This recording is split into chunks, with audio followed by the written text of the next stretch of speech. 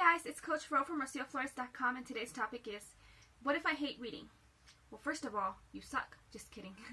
I actually used to not like reading when I was a kid, and I was an artsy kid. I liked to draw and paint, and I didn't really care for doing work, so I didn't like it. So it took me a while to get to a point where I found a book that I really liked, and then even then it took years before I was okay with the idea of reading just anything. So I totally understand where you're at, and I want to give you guys some tips on how you can kind of overcome that and maybe get to a point where you love books. Okay, so before I get started, I want to ask you guys to subscribe to my website. When you subscribe, you actually get a ton of really awesome freebies in your email, and then I will send you just once a month a newsletter that tells you all the stuff I posted throughout the month, a little bit about what's going on in my life, and then I give you guys some tips on how to get some personal growth in your life.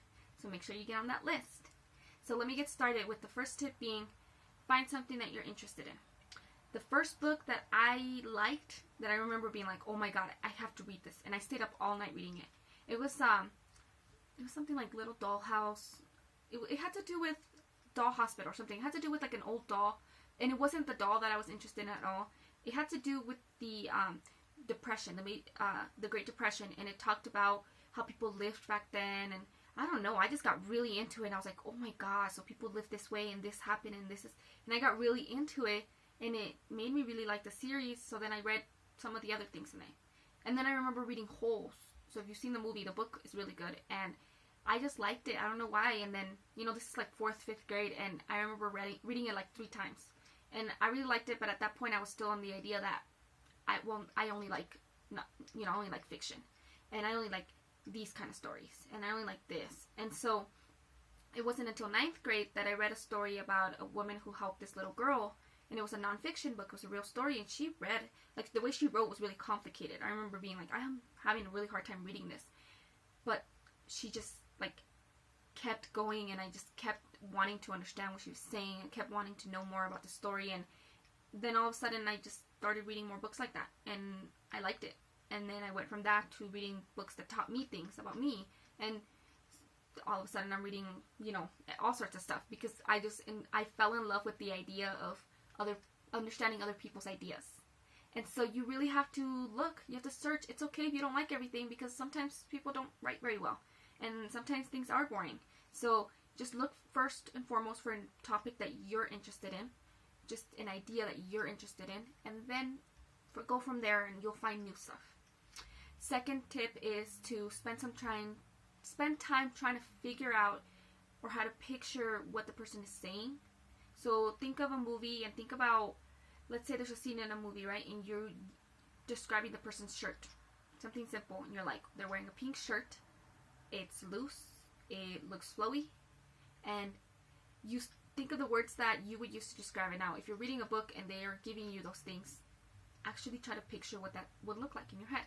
Even if it takes you a long time to get through it, try to picture what that person looks like, what their facial expressions are, what they must be going through to look that way, because it's like with your friends, you see them have a sad face and you automatically assume, wow, something's going on, should I check on them, right? So you get this feeling of compassion or sympathy or empathy, and so that's how you do it with characters in the books. There's a reason that the writer is giving you those specific features. So think of it that way. So, why did they point out that that person has a wrinkle on his forehead? Why did he point out that his face was red?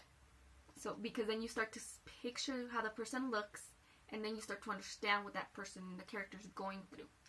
And then it helps make the story different. You start to see some of some of what's actually happening behind the scenes, and then what may happen in the future. And then that makes it really interesting, because then you're trying to figure it out, and you really like it. Now, the third tip is to ask for help when it gets hard. Or you can do that online, or you can seek people, seek support, do a book group, just Google it. There's Cliff Notes, there's Spark Notes was a really good one when I was in high school. Sometimes books are a little complicated, or there's books that have been around for the longest time, and people are still arguing over what certain things mean. So don't think because you don't understand something that it makes you dumb, or no, it means you're smart. It means that you're capable of understanding that this is a difficult concept. Make sure that you look into it. ask for help. Ask your teachers. Ask for your friends. Ask people's opinion. What did you think about this? What do you think this means? Google it. Google the specific quotes. Look up what people's commentary on it is. Ask for support. I mean, there's a huge community when it comes to reading. And there's a lot of people who are very open to helping you get a better understanding of it. The fourth tip is to learn about figurative languages and literary devices. It's something that you should have learned in school, but I remember being in school and I remember people not paying attention. So I totally understand where people don't get it. There's also a lot of literary devices that I only learned in like AP classes or college courses, and so there's a lot of stuff that wasn't taught to everyone that is used in literature. So make sure that you understand like what's a simile and what's a metaphor, because if you've never heard that idea that people use similes, right, or metaphors, and you hear love is like a rose, you're like, what? I don't get it. Why? Like what? Like love isn't a rose. Like I don't get it, right?